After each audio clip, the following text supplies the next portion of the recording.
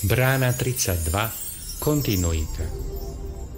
Intuitívne viem, ktoré nápady sa oplatí realizovať. Som múdry v tom, čo bude fungovať, čo vytvorí zdroje a čo sa musí stať, aby sa sen premenil na lukratívny a efektívny projekt.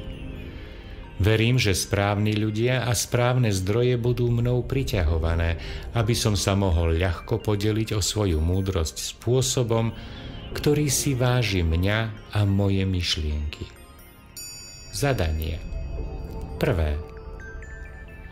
Ako by podľa vás vyzeral život bez limitov? Čo by ste robili? Ako by vyzeralo vaše podnikanie? Druhé. Aké výrazné zmeny vo viere by ste museli urobiť, aby sa tento vysnívaný život stal skutočnosťou? Aké nové záväzky by ste museli prijať?